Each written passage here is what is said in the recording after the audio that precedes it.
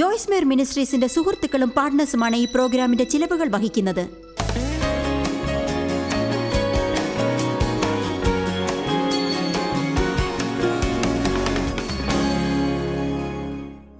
ദൈവത്തിന് പ്രാധാന്യം നൽകി നിങ്ങളുടെ ജീവിതത്തെ ലളിതമാക്കൂ. മൂന്നാമത്തേത്, ഒരിക്കൽ ഒന്ന് ചെയ്ത് അത് സന്തോഷിക്കൂ. ഇന്ന് നമ്മുടെ ശ്രദ്ധയുടെ അളവ് വളരെ നീണ്ടുകിടക്കുന്നു. നമ്മൾ റോഡിലൂടെ യാത്ര ചെയ്തുകൊണ്ടിരിക്കുമ്പോൾ വഴിയിൽ മുഴുവനും ഒരു എൻസൈക്ലോപീഡിയയെ പോലെ ധാരാളം സന്ദേശങ്ങൾ നമ്മെ നോക്കി വന്നുകൊണ്ടിരിക്കും. അതുപോലെ ടി വിയുടെ മുന്നിൽ ഇരിക്കുമ്പോൾ 5 മിനിറ്റ് കൊണ്ട് നമുക്ക് 75 ചാനൽസ് മാറ്റാം. നിങ്ങൾ ചെയ്യുന്നതിൽ ശ്രദ്ധ കേന്ദ്രീകരിക്കാതിരുന്നാൽ നിങ്ങൾ എന്ത് ചെയ്തു എന്ന ഓർമ്മയേ ഉണ്ടാവില്ല. ഞാൻ അതിശയിപ്പിക്കത്തക്ക എന്തെങ്കിലും അടുത്ത നിമിഷം ഒരുപക്ഷെ പറയുമായിരിക്കാം. എന്നാൽ നിങ്ങൾ എവിടെയാണ് ഭക്ഷണം കഴിക്കേണ്ടത് എന്ന് ആലോചിച്ചുകൊണ്ടിരിക്കുകയാണെങ്കിൽ ഞാൻ പറഞ്ഞ ആ അതിശയിപ്പിക്കുന്ന കാര്യം നഷ്ടപ്പെട്ടു എന്ന് വരാം. അതുകൊണ്ടാണ് സന്ദേശം റെക്കോർഡ് ചെയ്യണം എന്നത് മുഖ്യമാവുന്നത്. നിങ്ങൾക്ക് ഇന്നത്തെ സന്ദേശം റെക്കോർഡ് ചെയ്ത് വാങ്ങിക്കാം. എന്നിട്ട് ഓരോ ദിവസവും 6 പ്രാവശ്യമെങ്കിലും കേൾക്കാം. മുൻപ് കേൾക്കാത്തത് ഒരുപക്ഷെ കേൾക്കാം. കാരണം നമ്മുടെ എല്ലാവരുടെയും മനസ്സ് 1 മിനിറ്റ് ഒന്ന് വ്യതിചലിക്കാനിടയുണ്ട്. നമ്മുടെ ദേഹം ഇവിടെയാണെങ്കിലും നമ്മുടെ മനസ്സ് വേറൊരിടത്തായിരിക്കും. എന്തൊക്കെ ശ്രമിച്ചാലും നിങ്ങൾ ഇവിടെ ഉണ്ടായിരിക്കില്ല.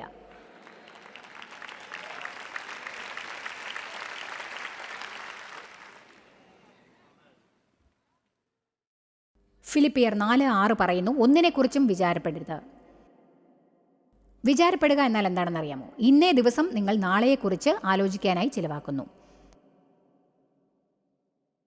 ദൈവം ഇസ്രായേൽ മക്കൾക്ക് ദിവസവും 1 നേരമാണ് മന്ന കൊടുത്തത്. അതായത് ഓരോ ദിവസവും അന്നന്നേക്കായി ജീവിക്കുക. നാളെയെക്കുറിച്ച് കണ്ടുപിടിക്കാൻ നാം ഒരിക്കലും ശ്രമിക്കരുത്. ഓരോന്നിനും അതതിൻ്റെതായ പ്രശ്നങ്ങളുണ്ടാവും. ആരെങ്കിലും ഒരാമൻ പറയൂ.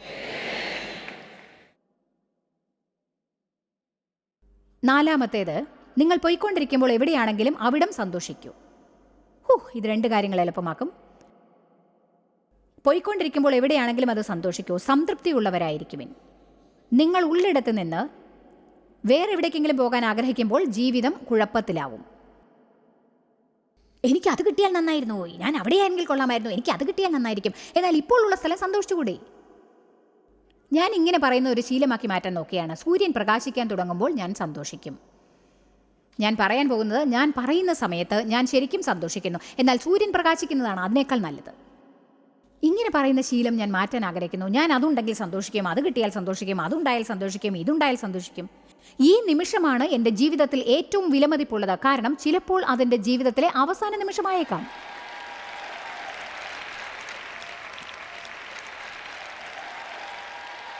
ദേവും ഞാനും വിവാഹിതരായ ആദ്യ കാലഘട്ടത്തെക്കുറിച്ച് ഞാൻ ദേവിനോട് ദേഷ്യപ്പെടാറുള്ളത് ഓർക്കുന്നു. എനിക്കന്ന് ബുദ്ധിയില്ലായിരുന്നു, എന്നിലന്ന് വചനമില്ലായിരുന്നു. സന്തോഷത്തെക്കാൾ ഉപരി അന്ന് എനിക്ക് കോപമായിരുന്നു. ഒരിക്കൽ ദിവസം മുഴുവനും ദേഷ്യം കാരണം ഞാൻ അദ്ദേഹത്തോട് മിണ്ടിയില്ല. അദ്ദേഹം എന്നോട് ചോദിച്ചു ഓർക്കുന്നു, ഇന്ന് രാത്രി യേശു വന്ന് നിന്റെ അവസാന ദിവസം ഇങ്ങനെ പെരുമാറിയല്ലോ എന്നോർത്ത് വിഷമിക്കുന്നത് വേദനാജനകമല്ലേ?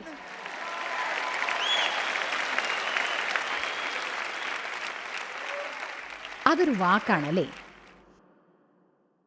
യേശു മരിച്ചത് നമ്മുടെ ജീവിതം സന്തോഷപ്രദമാക്കാൻ വേണ്ടിയാണ്. അത് നിങ്ങൾക്ക് ഓർമ്മയുണ്ടോ? അവൻ രക്തം ചൊരിഞ്ഞത് നമ്മുടെ ജീവിതങ്ങളെ സന്തോഷമുള്ളതാക്കുവാൻ വേണ്ടിയാണ്. ജീവിതം സന്തോഷിക്കണമെന്നത് ക്രിസ്ത്യാനികളായ നമ്മുടെ ചുമതലയാണ്. നമുക്കുള്ളത് വേണമെന്ന് മറ്റുള്ളവർ ആഗ്രഹിക്കണമെങ്കിൽ അവർ നമ്മുടെ സന്തോഷത്തെ കണ്ട് അസൂയപ്പെടേണ്ടതായിരിക്കും.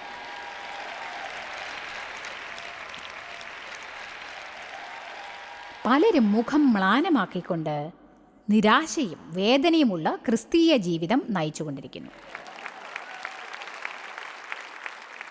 നിങ്ങൾ എവിടെയാണോ എത്തിയിരിക്കുന്നത് അവിടം സന്തോഷിക്കുക. ഫിലിപ്പിയർ 4:11-12 നോക്കാം. ബുദ്ധിമുട്ട് നിമിത്തമല്ല ഞാൻ പറയുന്നത്, പൗൽ പറയുന്നു, ഉള്ള അവസ്ഥയിൽ അലംഭാവത്തോടെ ഇരിപ്പാൻ ഞാൻ പഠിച്ചിട്ടുണ്ട്. അലംഭാവത്തോടെ ഇരിക്കുക എന്ന് പറഞ്ഞാൽ നമുക്ക് മാറാൻ ഇഷ്ടമല്ല എന്നർത്ഥമില്ല. വിശദീകരിച്ച വേദപുസ്തകത്തിൽ എന്താണ് പറയുന്നത് നോക്കാം.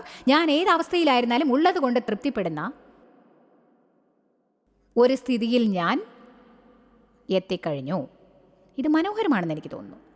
എനിക്ക് കഷ്ടമായാലും സന്തോഷമായിരുന്നാലും, എൻ്റെ ആഗ്രഹപ്രകാരം നടന്നാലും ഇല്ലെങ്കിലും, സൂര്യൻ ആകാശത്ത് പ്രകാശിച്ചാലും ഇല്ലെങ്കിലും, ഞാൻ സംതൃപ്തനായിരിക്കാൻ പഠിച്ചിരിക്കുന്നു. ഞാൻ ഉള്ളതുകൊണ്ട് തൃപ്തനാവാൻ പഠിച്ചിരിക്കുന്നു. ഗോൾഫ് കളിച്ചു കഴിഞ്ഞ് എൻ്റെ കാറ് സ്റ്റാർട്ടായാലും ഇല്ലെങ്കിലും സാരമില്ല, ഞാൻ സംതൃപ്തിയോടെ ഇരിക്കാൻ പഠിച്ചിരിക്കുന്നു. ഹോട്ടൽ മുറിയുടെ താക്കോൽ കാണാതെ പോയിട്ട് മീറ്റിങ്ങിന് ശേഷം മുറിയിൽ കടക്കാൻ സാധിക്കാതെ തറയിലിരിക്കേണ്ടി വന്നാലും ഞാൻ സംതൃപ്തയായിരിക്കും. അതെ, എബ്രായർ 13:5. ഇത് വളരെ മനോഹരമായ വചനമാണ്. ഈ വചനം നിങ്ങൾ ഇഷ്ടപ്പെടും. നിങ്ങളുടെ നടപ്പ് ദ്രവ്യാഗ്രഹമില്ലാത്തതായിരിക്കട്ടെ. അത് അത്യാഗ്രഹമോ ആർത്തിയോ കൊതിയോ ഭൂമിയിലെ സ്ഥാനമാനങ്ങളോ എന്തായിരുന്നാലും ഒരു കാര്യം വേണമെന്ന് ആഗ്രഹിക്കുന്നതിൽ യാതൊരു തെറ്റുമില്ല. പക്ഷെ അതിൻ്റെ പുറകെ ഓടിയാൽ അതാണ് തെറ്റ്. ഒരു കാര്യം നിങ്ങൾക്ക് കിട്ടിയില്ലെങ്കിൽ നിങ്ങൾ സന്തുഷ്ടരാവാത്തതാണ് അത്യാഗ്രഹം. ഇവിടെ പറയുന്നു, നിങ്ങളുടെ ഇപ്പോഴത്തെ സ്ഥിതി എന്തായിരുന്നാലും സാരമില്ല, അതിൽ സംതൃപ്തരാകുവിനെന്ന്. കാരണം ദൈവം തന്നെ പറഞ്ഞിരിക്കുന്നു, ഞാൻ നിങ്ങളെ ഒരിക്കലും കൈവെടിയുകയുമില്ല ഉപേക്ഷിക്കുകയുമില്ല എന്ന്. ഞാൻ വിടില്ല, ഞാൻ വിടില്ല, ഞാൻ വിടില്ല.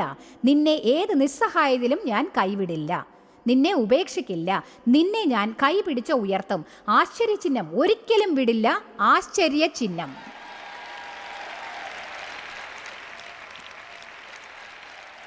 ദൈവം പറയുന്നു, ഇന്ന് നീ സന്തോഷത്തെ നഷ്ടപ്പെടുത്തേണ്ട ആവശ്യമേ ഇല്ല.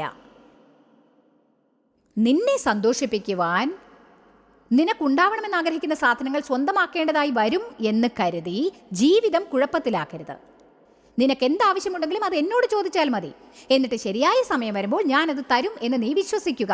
ഞാനത് തക്ക സമയത്ത് നിന്റെ ജീവിതത്തിൽ കൊണ്ടുവരുന്നതായിരിക്കും. ഇന്നേ ദിവസം നിനക്കുള്ളത് എന്താണോ അതിൽ സന്തോഷിച്ച് ആനന്ദിക്കും.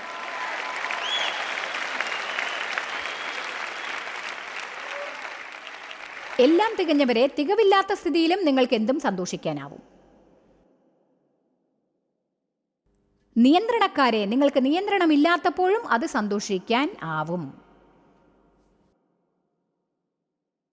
ഈ ലോകത്തെ ഭരിക്കാൻ ശ്രമിക്കുന്നത് വലിയൊരു ജോലിയാണ്.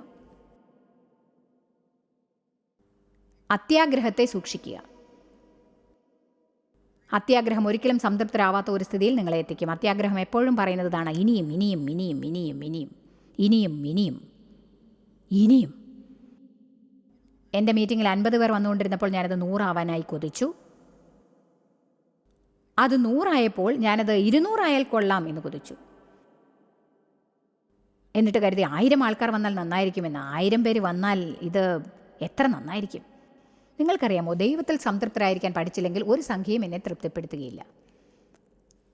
നന്ദി ദൈവമേ, ഇന്ന് ആൾക്കൂട്ടമല്ല എൻ്റെ സന്തോഷം. ആമേൻ.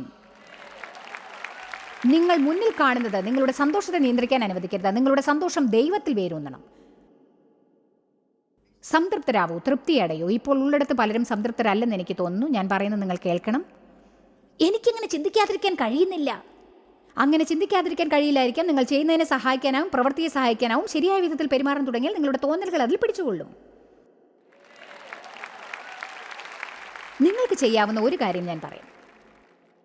എനിക്കൊരു നല്ല ഐഡിയ ഉണ്ടായിരുന്നു. പരാതി പറയുന്നത് നിർത്തുക. വാവ്, അതൊരു മികച്ച ആശയമായിരിക്കും. നമുക്കെല്ലാം പരാതി പറയുന്നത് നിർത്താൻ സാധിക്കും. നമ്മുടെ സന്തോഷം അധികരിക്കുന്നതാണ്. നിങ്ങൾ ഇപ്പോൾ എവിടെ എത്തിയോ അവിടം സന്തോഷിക്കുക. നിങ്ങളുടെ ജീവിതത്തിൽ ഒരു വിളിയുണ്ടെങ്കിൽ, ദൈവം എന്തെങ്കിലും പ്രവർത്തിക്കാനായി കാത്തിരിക്കുന്നുണ്ടെങ്കിൽ, നിങ്ങളിപ്പോൾ ഉടൻ സന്തോഷിക്കാൻ മറക്കരുത്. 5-ാമത്തേത് വിശ്വാസം.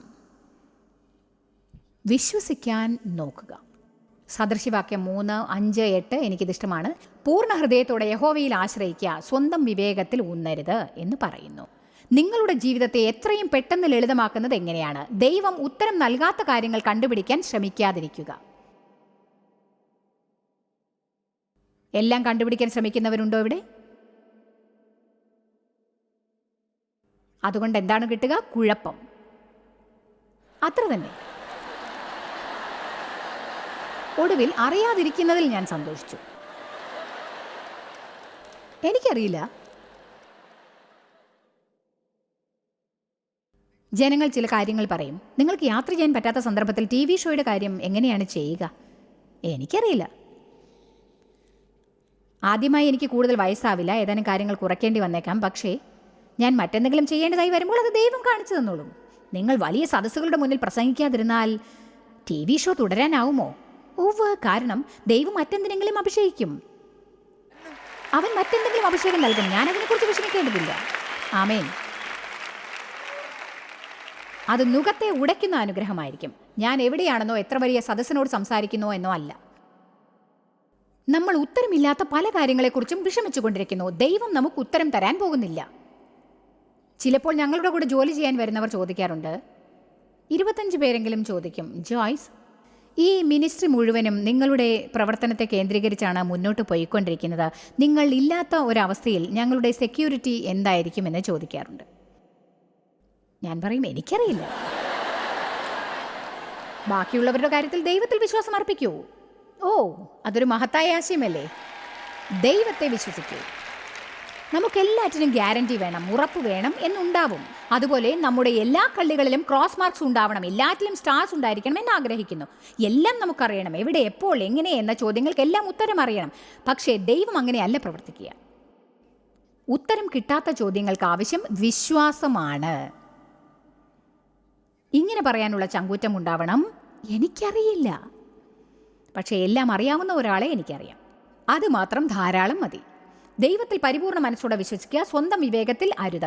നമ്മുടെ എല്ലാ വഴികളിലും അവനെ പിൻപറ്റുക. അവൻ നിങ്ങളുടെ പാതകളെ സ്ഥിരപ്പെടുത്തുന്നതായിരിക്കും. സ്വന്തം കണ്ണിൽ ബുദ്ധിമാന്മാരായി കാണരുത്. സ്വന്തം ജീവിതം നയിക്കാനുള്ള സാമർഥ്യം ഉണ്ടാവുമെന്നും കരുതരുത്.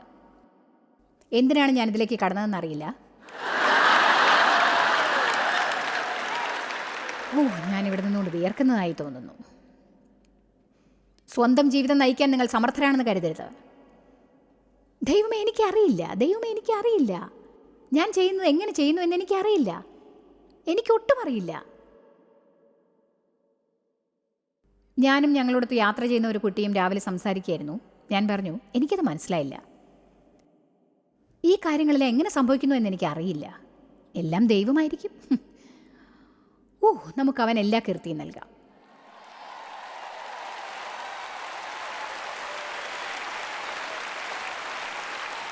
എനിക്ക് യോഹന്നാൻ 11:40 ഇഷ്ടമാണ്. വിശ്വസിച്ചാൽ നീ ദൈവത്തിൻ്റെ മഹത്വം കാണും എന്ന് ഞാൻ നിന്നോട് പറഞ്ഞിട്ടില്ലയോ?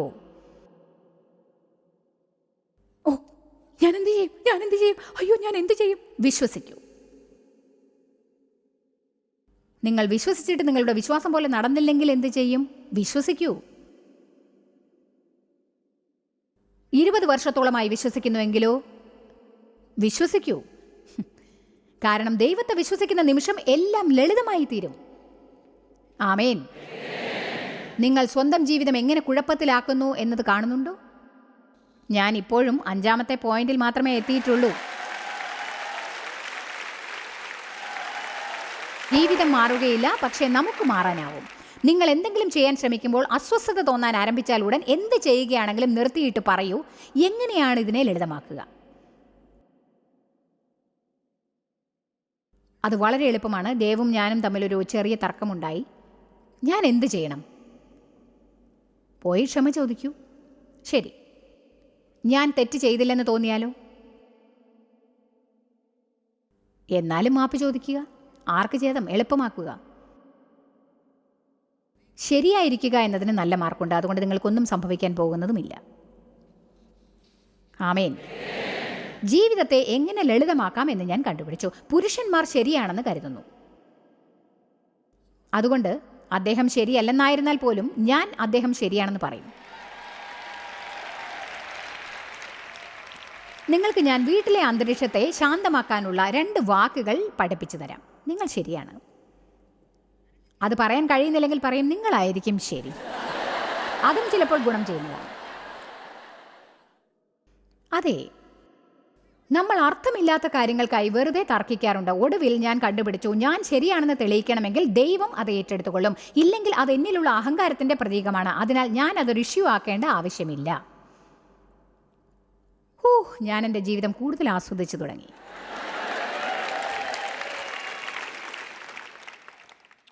ആറാമത്തേത്, കഴിഞ്ഞത് ഉപേക്ഷിച്ച് കളക. അത് ജീവിതത്തെ എളുപ്പമാക്കുമല്ലേ? ദൈവം നമുക്ക് ചാരത്തിന് പകരം മനോഹാരിതയും കരച്ചിലിന് സന്തോഷവും ഭാരത്തിന് പകരം സ്തുതി എന്ന മേലാടയും നൽകുന്നതാണ്. ചാരത്തിന് പകരം മനോഹാരിത. നിങ്ങൾക്കറിയാമോ, നിങ്ങൾക്ക് മനോഹാരിത വേണമെങ്കിൽ ചാരം വിട്ടുകൊടുക്കണം. കഴിഞ്ഞു പോയതിൻ്റെ ചാരത്തെ എപ്പോഴും കൂടെ കൊണ്ടു നടക്കാൻ പാടില്ല. നിങ്ങൾ പണ്ട് എന്ത് തന്നെ ചെയ്തിരുന്നാലും ഇന്ന് അതിനെ നിങ്ങൾ മറന്നു കളയുക, ഉപേക്ഷിക്കുക. ഈ കെട്ടിടത്തിന് പുറത്തേക്ക് അത് കൊണ്ടുപോകരുത്. ജോയ്സ്, ഞാൻ എന്താണ് ചെയ്തതെന്ന് നിങ്ങൾക്കറിയില്ല, ഞാൻ എന്താണ് ചെയ്തതെന്ന് നിങ്ങൾക്കും അറിയില്ല. ഒരുവൻ ക്രിസ്തുവിലായാൽ അവൻ പുതിയ സൃഷ്ടിയത്രേ. പഴയത് കഴിഞ്ഞുപോയി, എല്ലാം പുതിയതായി മാറിയിരിക്കുന്നു.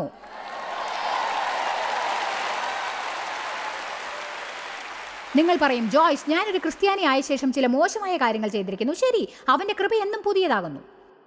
ദിവസവും അവൻ്റെ കൃപ എന്നും പുതിയതാകുന്നു.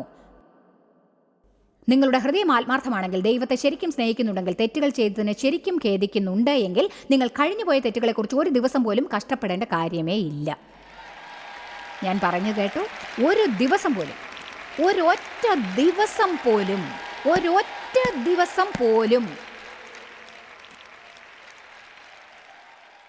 പൗൽ പറഞ്ഞു, ഒരു കാര്യം ഞാൻ ചെയ്യും, അതാണ് എൻ്റെ ശക്തമായ തീരുമാനം. എൻ്റെ വലിയ അഭിലാഷം കഴിഞ്ഞു പോയത് വിട്ടുകളയുക എന്നതാണ്. നിങ്ങളുടെ ഭാവിക്ക് ഭൂതകാലത്തിൽ ഒരു സ്ഥാനവുമില്ല.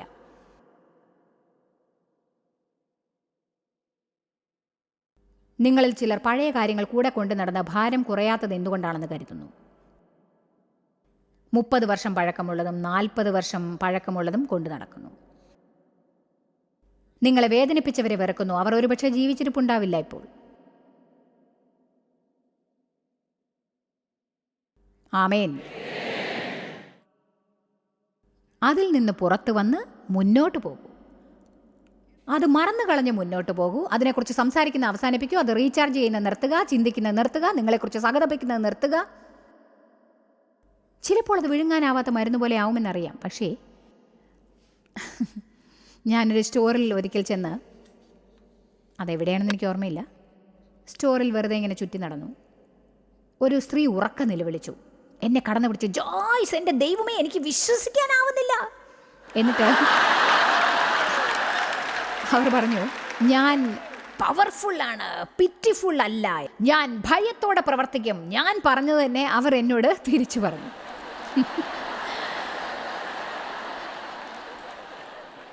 എന്നാൽ എനിക്ക് പ്രധാനപ്പെട്ടത് അവർക്കുണ്ടായിരുന്നു. നിങ്ങൾ ഒന്നുകിൽ സഹതാപത്തിന് അർഹരാവാം, അല്ലെങ്കിൽ ശക്തരാവാം. രണ്ടും കൂടി നടക്കില്ല. എന്നെക്കുറിച്ച് സഹതപിക്കുന്നത് ഞാൻ അവസാനിപ്പിക്കേണ്ടി വന്നു. ഒരു പരിധിയിൽ നാം എല്ലാം അത് ചെയ്യണം. ദൈവം നമുക്കൊരു പുതിയ ജീവിതം നൽകുന്നു. കഴിഞ്ഞതെല്ലാം പുറകെ ഉപേക്ഷിക്കൂ. അത് നിങ്ങളുടെ ജീവിതത്തെ വളരെയധികം ലളിതമാക്കും. 7-ാമത്തേത്, ഉറുമ്പ് പുറ്റിനെ മലയാക്കി മാറ്റരുത്.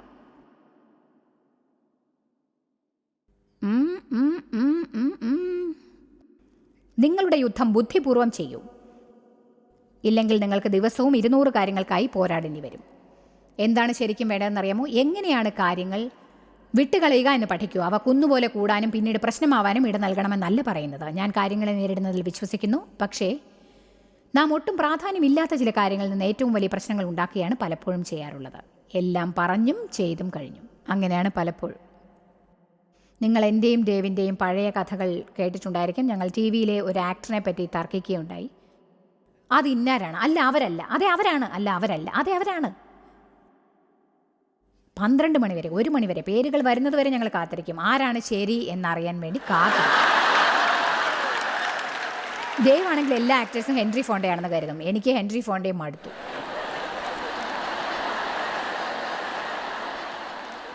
ഒടുവിൽ എനിക്കത് മനസ്സിലായി. ദൈവം എൻ്റെ ഹൃദയത്തിൽ തോന്നിപ്പിക്കുകയായിരുന്നു. അതുകൊണ്ട് എന്താണ് നേടാൻ പോകുന്നത്? അദ്ദേഹം ക്ഷീണത്തോടെ വീട്ടിൽ വന്നിരുന്നു. അത് ഹെൻറി ഫോണ്ടയാണെന്ന് കരുതുന്നുണ്ടെങ്കിൽ വിട്ടുകൊടുത്തേക്ക്. ഹെൻറി ഫോണ്ട ഒരു സ്ത്രീയാണ് എന്ന് അദ്ദേഹം പറഞ്ഞാൽ ആയിരിക്കാം എന്ന് പറയുന്ന ഒരു പരിധിയിൽ ഞാൻ എത്തി. അത് ഞാൻ പെരുപ്പിച്ച് പറയുകയാണ്. ദേവ് ഇവിടെ ഇരുന്നുകൊണ്ട് പറയുകയാണ്, ഞാൻ പെരുപ്പിച്ച് പറയുകയാണെന്ന്. ഞാൻ നയം വ്യക്തമാക്കാൻ ശ്രമിക്കുകയാണ്.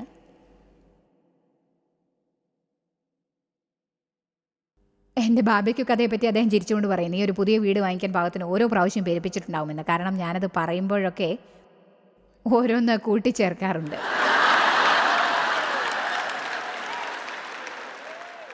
ഓഹോ ദൈവമേ, ദൈവം നല്ലവനാണ്. ചെറിയ കാര്യങ്ങൾ നിങ്ങളുടെ ആത്മാവിനെ ഭരിക്കാൻ അനുവദിക്കരുത്. ആമേൻ. നിങ്ങളുടെ യുദ്ധത്തെ ബുദ്ധിപൂർവ്വം തിരഞ്ഞെടുക്കൂ. നിങ്ങളുടെ ശ്രദ്ധ പിടിച്ചു പറ്റാൻ യോഗ്യതയില്ലാത്ത ഒന്നിലും ശ്രദ്ധ പതിപ്പിക്കരുത്. അതിലേക്ക് കടക്കരുത്. ഞാനത് പഠിച്ചിരിക്കുന്നു, അതിലേക്കിനി കടക്കുന്നില്ല. ഞാൻ അവിടെ ആയിരുന്നു, അത് ചെയ്തിട്ടുണ്ട്, ആ യാത്ര എനിക്ക് ഇഷ്ടപ്പെട്ടില്ല, ഇനി അങ്ങോട്ടേക്കില്ല. ഇനി ഞാൻ അങ്ങോട്ടേക്കില്ല.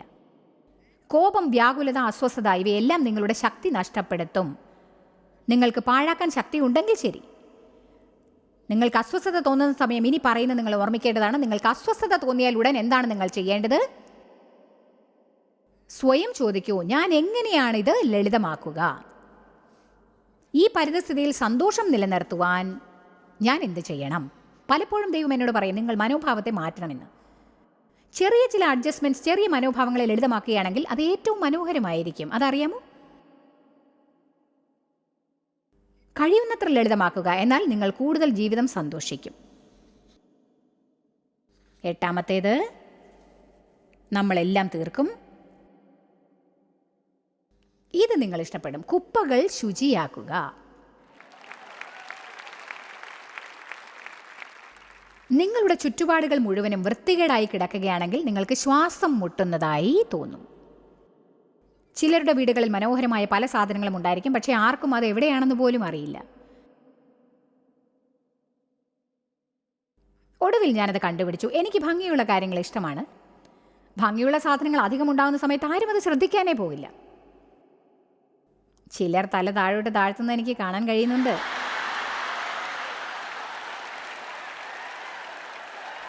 ജനങ്ങൾ സാധാരണ വളരെ സെൻറ്റിമെൻ്റൽ ആവാറുണ്ടെന്ന് എനിക്കറിയാം. ഞാൻ അങ്ങനെ ആയിരുന്നില്ല. അതുകൊണ്ട് നിങ്ങളുടെ സ്ഥാനത്ത് ഞാൻ അല്ലാത്തതിന് എന്നോട് ക്ഷമിക്കണം. എൻ്റെ കൂടെ യാത്ര ചെയ്യുന്ന ചില പെൺകുട്ടികൾ വളരെ സെൻറ്റിമെൻ്റലാണ്. അവരിൽ ഒരാൾ ഇന്ന് രാവിലെ പറഞ്ഞു, ഞാൻ ഇപ്പോഴും എൻ്റെ കുഞ്ഞരിപ്പല്ലുകൾ സൂക്ഷിക്കുന്നു. ഞാൻ ചോദിച്ചു, നിന്റെ പാൽപ്പല്ലുകളോ? എൻ്റെ ബർത്ത്ഡേ പോലും ഞാൻ ആലോചിക്കാറേയില്ല. ചിലപ്പോൾ ഞാൻ ചോദിക്കാറുണ്ട്, നിനക്ക് എത്ര വയസ്സായി? നീ എപ്പോഴാണ് ജനിച്ചത്?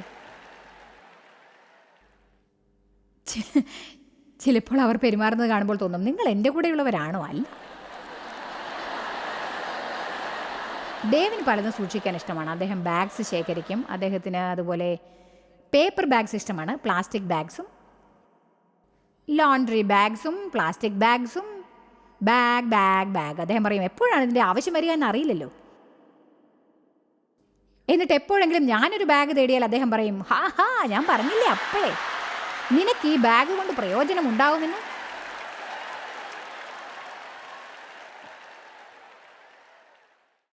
ദേവിനെക്കുറിച്ച് ഞാനിപ്പോൾ കൂടുതലായി പറയുന്നില്ല.